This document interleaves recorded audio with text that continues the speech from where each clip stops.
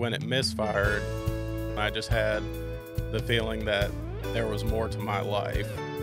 And from there, really, this was the point that I found Jesus. Hey everybody, Doc Brian here, and welcome to Doc Talks. We talk about people's troubles, trials, tribulations, and hopefully triumphs in life. Today, again, we're recording in LifeWord Studios. They produce content in over 150 languages to 127 countries to a potential listening audience of 2 billion people. As you may know, May is Mental Health Awareness Month, and so we wanted to talk about some very specific mental health things. And so today I have with me our guest, Cory Howard. Cory, it's good to have you with us here today. Thanks, Brian. Yeah, so Cory and I have been knowing each other probably a little over a year now. Yeah. And Cory, about 10 years ago, attempted suicide. And so we want to talk about that today. And I know that's a very sensitive subject for some people. But I believe if we don't talk about it, then we can't really come to a resolution to help other people in those situations. So tell us a little bit about your life as it led up to that suicide attempt. As it led up, so I'm originally born in Las Vegas, Nevada. I moved to Arkansas in 2012. Trying to figure out what I wanted to do with my life. And I had an opportunity to come out here and learn a trade. So I did. And my childhood was good. It wasn't a bad childhood by any means. I've heard of much worse stories. But what led up to it the most was that I was in a new state. Yes, I had family here, but I wasn't very close to that family. I didn't have a lot of friends, so just feeling very lonely. Yeah. So you could say your support structure was no longer there that you had built in Las Vegas. Did you say Las Vegas? Yes. Yeah.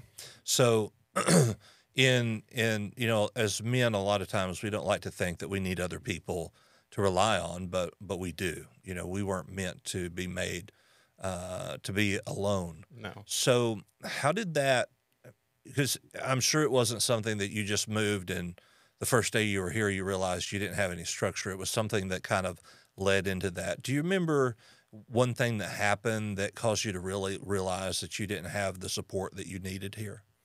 Yeah, it was, so I moved here and I lived with my dad, and I was learning from him, and he wasn't around a lot when I was a kid. I saw him every other weekend, and I think in my early teens he moved to Florida, so I didn't see him a lot. And then when I moved here, I don't know, I guess maybe I thought we would rebuild our father-son relationship, just have an awesome relationship, and turns out that wasn't it. Working together and living together, we just fought and fought and fought. We'd fight at work, then we'd bring it home and fight there. Yeah, it's difficult to be pushed into a situation where there wasn't that father-son bond, and all of a sudden expected to be there. This type of seniority level that he would have over you, and so yeah. I could imagine. About how old were you at that point? I was 2014. I was 21. Okay. So you were still becoming an adult and getting into what that felt like. Exactly. Everybody in school wants to be an adult until you become an adult. And yeah. Then you wish it had been differently. So working with your dad, learning a new trade, being in a new place in life and living in a different place, how did you get to the point of where did you ever resolve with your father in those issues, or did you move out, or what happened there? I ended up moving out after I met my wife, girlfriend at the time. But yeah, I met her and we quickly hit it off. And one day me and my dad had this huge blow up, and I quit the company, and I think the next day loaded all my stuff up and moved to Hot Springs where she was at. So no, it's very unresolved. Yeah. I think we take the approach of tuck it away and forget about it. Which is very unhealthy to It's do. it's very unhealthy, and it that affects me still to today. Is he still living? Yeah, Okay. yeah, he lives about 30 minutes from here. Okay. So moving to Hot Springs, tell me about that transition, because now you've hit it off with a girl. You probably think everything's going to be great from here because I've got this to rely on. So tell me about that transition. So it was great. Um, so I met her, I think, a couple months after my suicide attempt.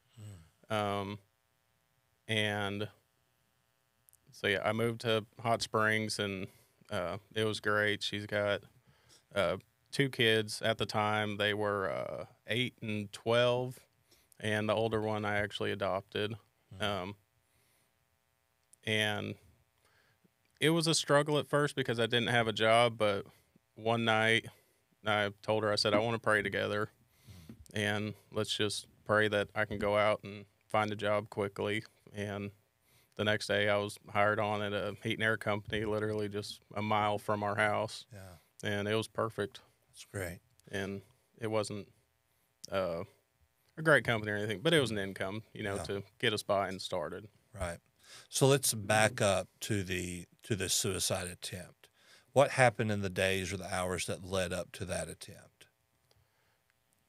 So I'm not exactly sure of that, just because there's still some repressed memory of it. I've I've had some stuff come back, but I just know it was around the holidays. I believe it was in between Thanksgiving and Christmas Okay. when I did it. I can't give you an exact date, Okay. but it was in that window. Okay. Can you tell us about how you attempted suicide? Do you feel comfortable with that? Yeah, I mean, if you're okay with kind of graphic details, We can put a warning on the podcast. okay. But yeah, the way I tried to kill myself was shoot myself. I had a 1911 45 loaded with hollow points, and I pulled the trigger on the gun, and it misfired. How did you feel in that moment? Do you remember when Um, it misfired? I was crying a lot. I felt very sad, but when it misfired, you hear the stories of, where it misfires and then they reload and do it again. I didn't have that feeling. I just had the feeling that there was more to my life. And from there, really, this was the point that I found Jesus. I'd always known about him, but I wouldn't say I was atheist or a believer. I was just in between. Never went to church growing up. And so this is where I found him. And from that point, I put the gun down, and I just started Googling churches and calling their phone numbers. And did you get a response from any of them? I did. You're gonna hate this, but it was it was the Mormon church. Yeah. I bet I called a dozen churches and left messages, and they were the first and only ones to call me back. Yeah. Unfortunately, it seems like churches are ill-equipped to handle those sort of things. So with a gun misfiring, it almost gave you this thought process that maybe there is something here for me to do. Exactly. Maybe there is something to live for. My brother-in-law, whose name was Cory, committed suicide, and his gun misfired, and but he did reload and died by suicide. So there are those stories that happen where they do reload and they do move forward with it. Do you remember the immediate thought? Was there almost relief when it misfired, or was there anger? What kind of emotion was expressed then? There was relief. I can't say on here exactly what I said, but there was relief and like what am I doing? So it was a moment of awakening. Yeah. Yeah. I had a moment of weakness, and when it didn't happen, I had huge awakening. Yeah. So I believe, and I don't think everybody always agrees with this, but people who attempt or die by suicide are in an altered state of mind. They are doing things that they otherwise wouldn't have done. They have had depression or anxiety that has gone on for a period of time that they may even be in some state of psychosis that in that moment they do things that they would normally do. We hear about, I know pastors. There was a pastor's wife in South Carolina 2 weeks ago that died by suicide, and so being wealthy or being Christian or being religious has no bearing No. on any of that. So once this church did reach out to you, what happened then? So they sent a couple of their missionaries over, and I talked with them, and I think they invited me to church the next Sunday, and I went with them. Okay. And there wasn't, any type of special word that was said during a sermon or anything. It was more or less just me wanting to learn about the Bible and Jesus. Yeah. So at what point during that did you find Christ? I believe right in that moment when the gun misfired, because I knew there had to be a greater power that stopped this from happening. Yeah. And that greater power cared enough about you Exactly. to allow it to be stopped. He knew I had a purpose for this world, and he wasn't going to let me end it prematurely. Yeah.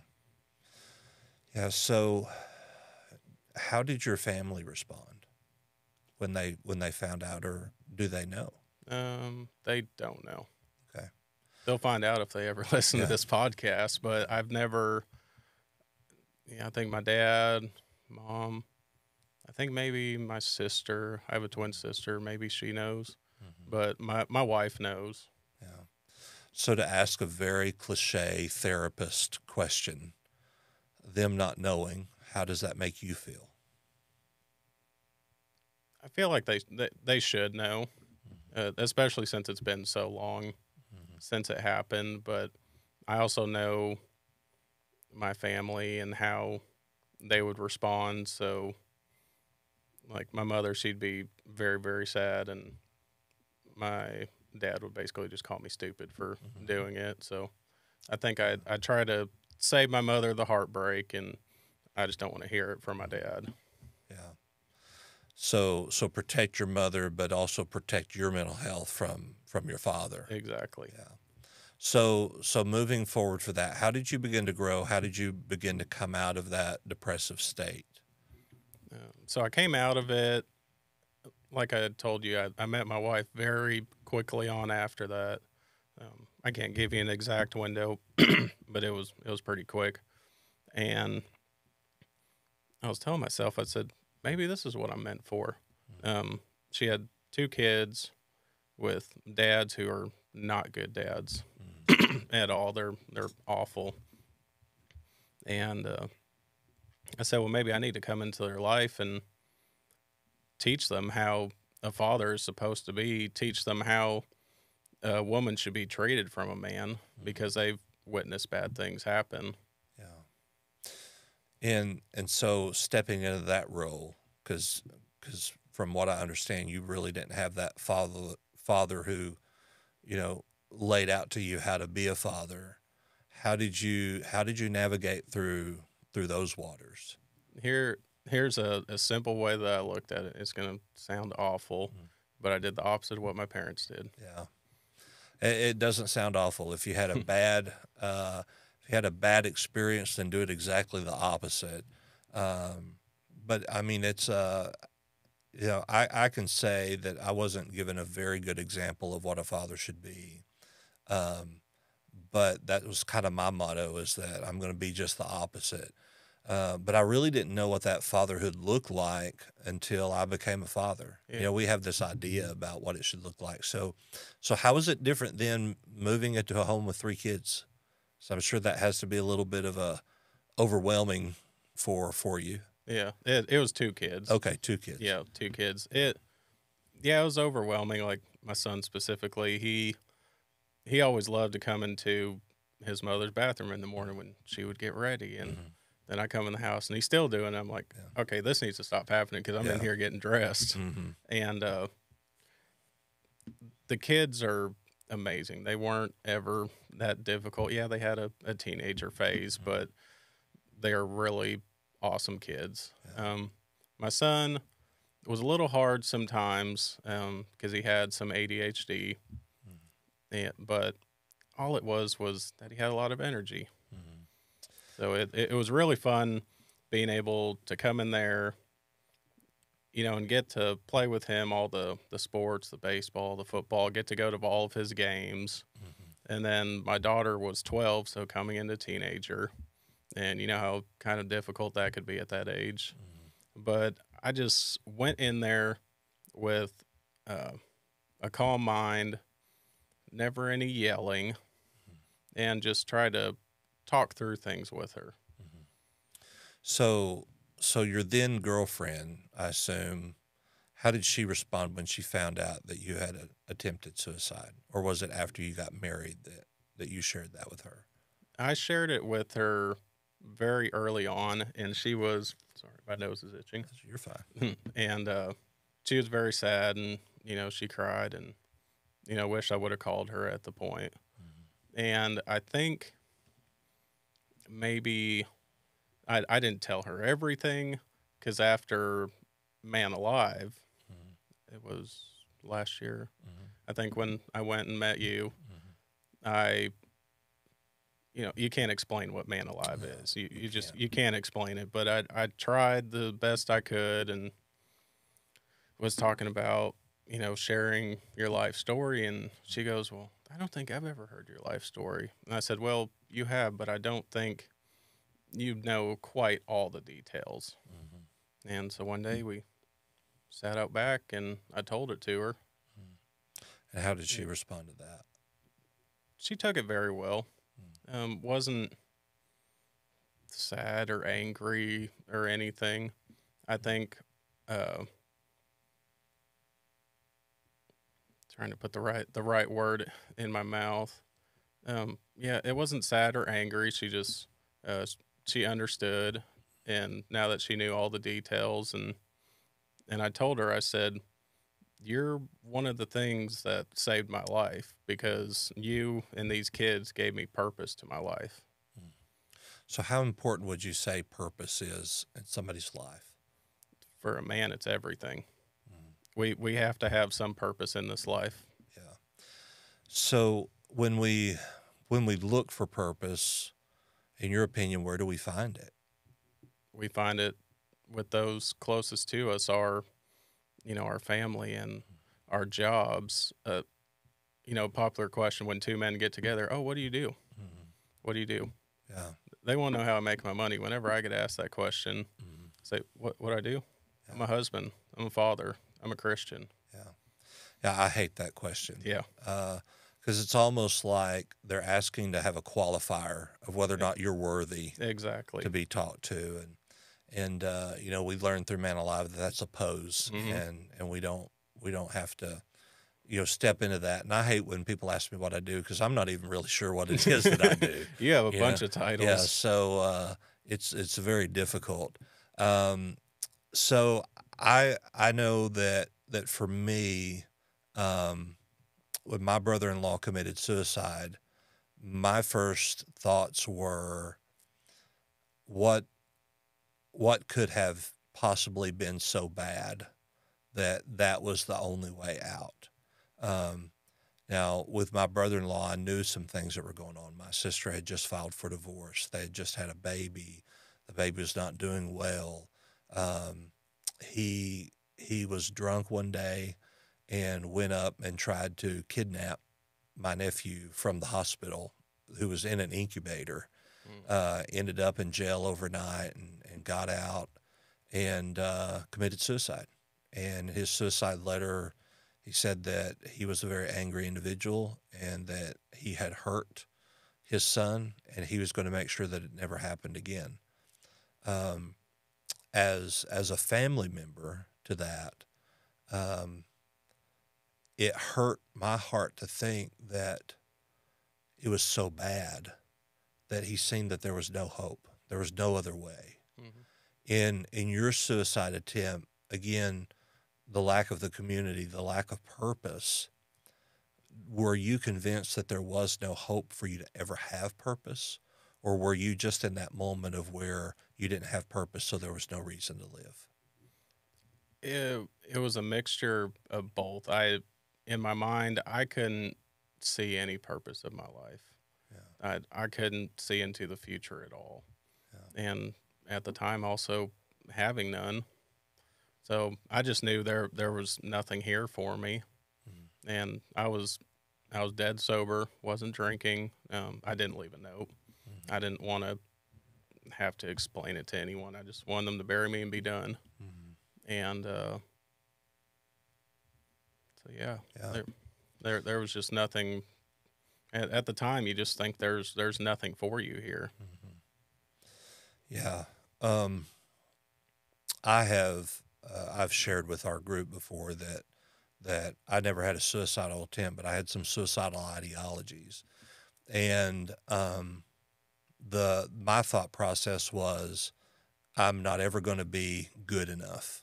You know, it wasn't that I didn't have purpose; it was that I wasn't ever going to be good enough, and I think sometimes we get so weighted down by those things. Even somebody asks you, "What do you do for a living?" and you don't think you're good enough, and we just kind of shrug it off. Well, I do this or I do that. Um, that we feel like there's no purpose even in our work, let alone in our lives. Now, 10 years post attempt, um, recently you had a friend who died by suicide, Yeah. a really good friend. And can you in the best way that you can possible, because I know it has to be very emotional for you, Hmm. but the moment that you found out, what was your first thoughts? What were your first emotions in that? My first emotion was that I was angry beyond belief because it was being hidden from me Mhm. that it had happened. Um, and you're probably gonna be angry the way that I found out. So he died. I was actually working the day that he died, Mhm. and I tried to call him for some help, and he didn't answer. Mhm. And I was like, that's weird. He always answers my phone calls. And it was the next day that I found out, and what it was a mutual friend of ours had called me and said, "What happened to such and such?" Mhm. I texted her back. I said, "I have no idea what you're talking about." And she goes, "He killed himself." Mhm. And a a meeting had been called for the news to be told to us in person about what had happened. But I immediately called uh, that person, the person who was going to give us the news, and I basically told him, "He's one of my best friends. Why didn't you tell me? Mhm. Why didn't anyone tell me?" But it was the family's wishes to kind of not keep it hidden, but just wait till everyone was together Mhm. to give us the news. It got easier once I realized, okay, I've got to respect what the family wants, Mhm. and this is what they wanted. Yeah, that doesn't always mean it's the right way to handle things, especially if it's a day later.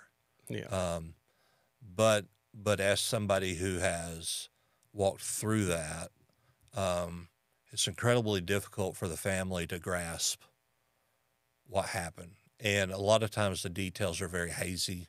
You have to make a lot of assumptions about what took place, and so it's difficult. But yeah, I'm not them, and I don't know what they wanted, but as somebody who's been through it, somebody who has had friends who have committed suicide, um, the earlier that you tell somebody, the better off it is, Yeah. because they probably weren't hiding anything, but it makes you feel like there was something not being told. Yeah. Um, so. So walking through that, when you did find out, of course you were angry at them for not telling, but how did you feel toward your friend? I felt sad for him because I guess a little bit of angry too, because there were some times there late at night, in the middle of the night, that he would call me, and I knew at the time I was talking him down from a ledge. I didn't know what that ledge was, um, but at the time, I just wished he would have called me. I wished he would have taken just a second and hit my name on his phone. But I can see. Here's the thing that I can relate with this more than anyone else can. The way that he killed himself is exactly the way I tried to kill myself. So I know what was going through his mind to a T. And at that point, he just didn't want to be saved. Yeah, there comes that point of where there is no hope, and you're convinced there's no hope beyond, and so they intentionally do not call because they know that you're able to talk them off of that ledge.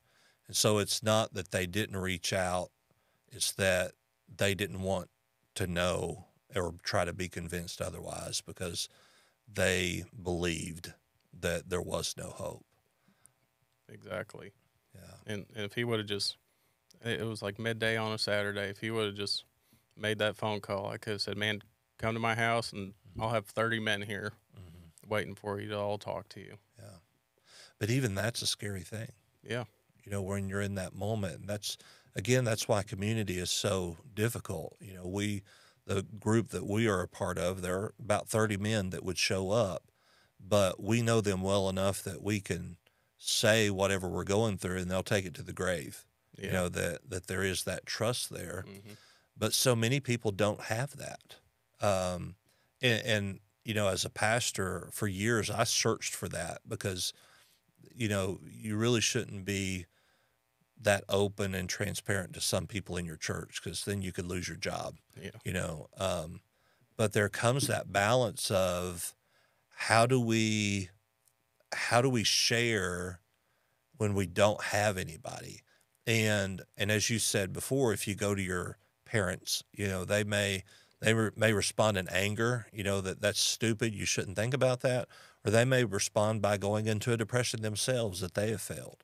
And so it's very difficult in those times to try to figure out what and how we need to do and where to be honest. And so many times it ends up that they don't have a group or they have somebody that knows they'll talk them out of it. Yeah. So they just go ahead and do it.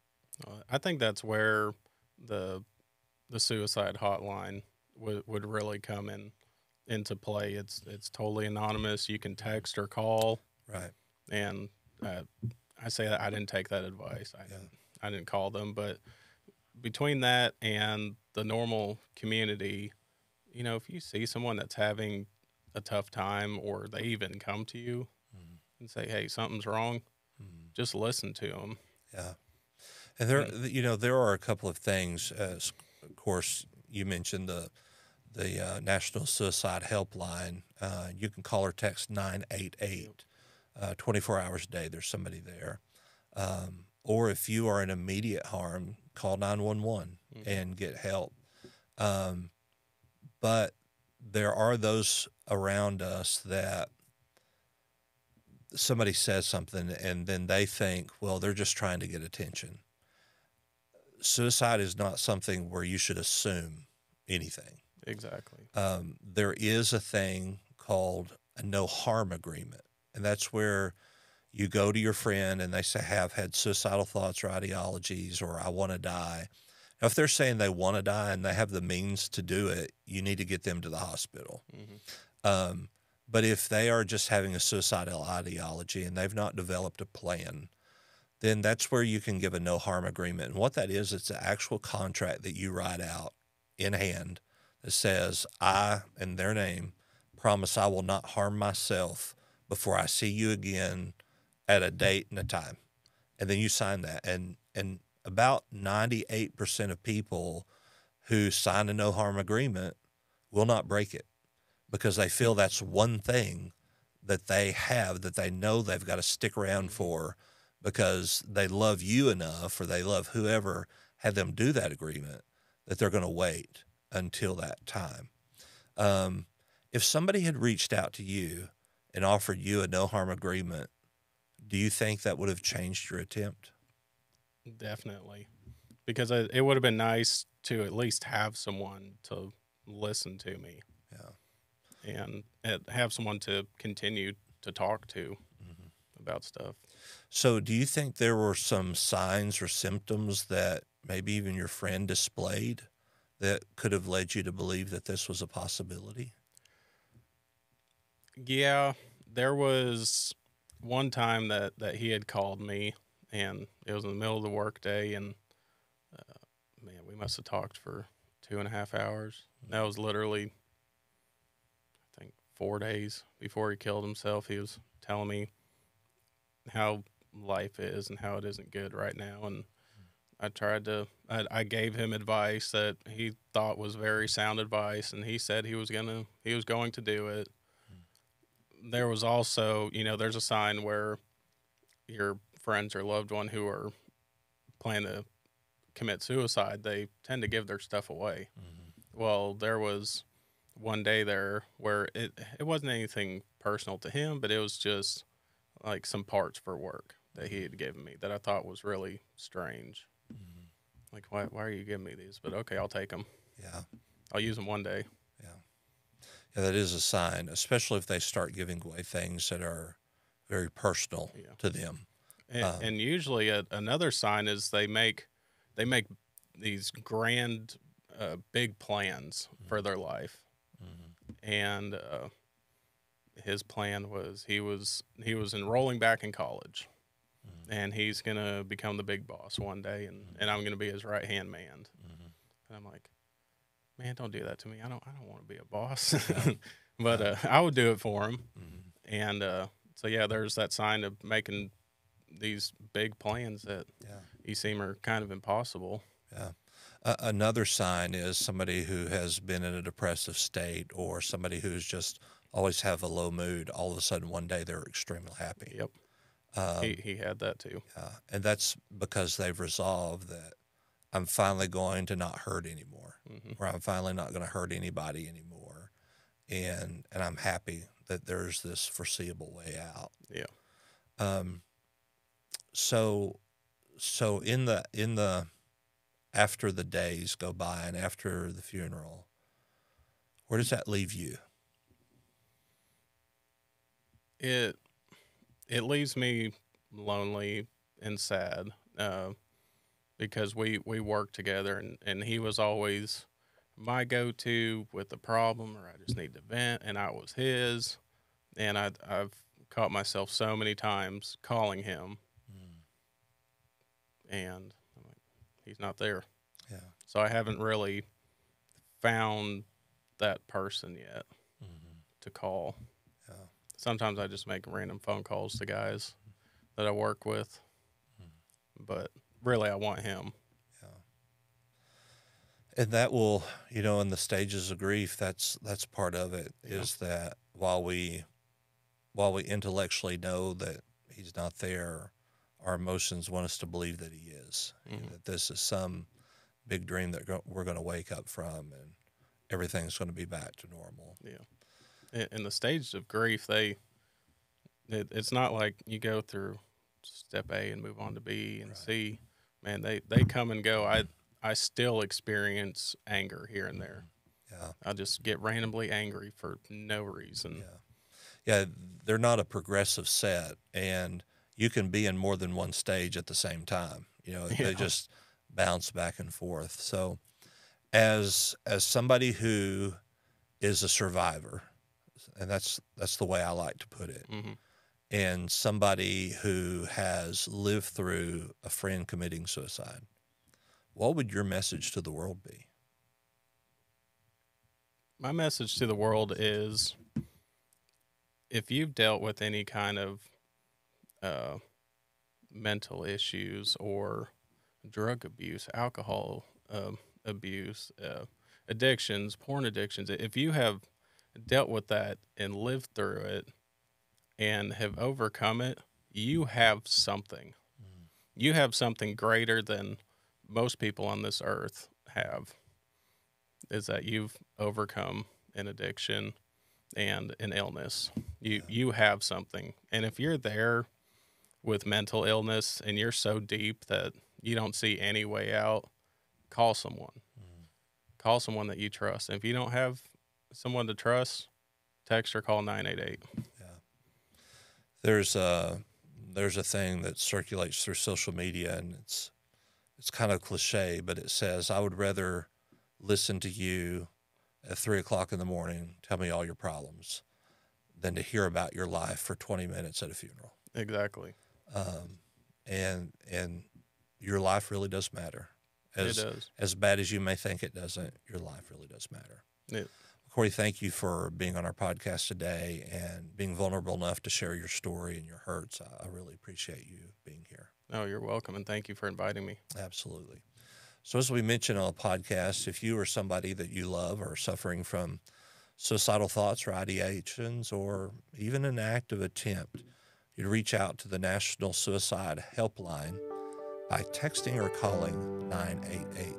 If you fear that someone is in immediate danger, please call 911. Remember, you do matter. Your life matters. You do have value. You do have purpose. So we hope that you will stick around. Get help. It's okay. Have a great day.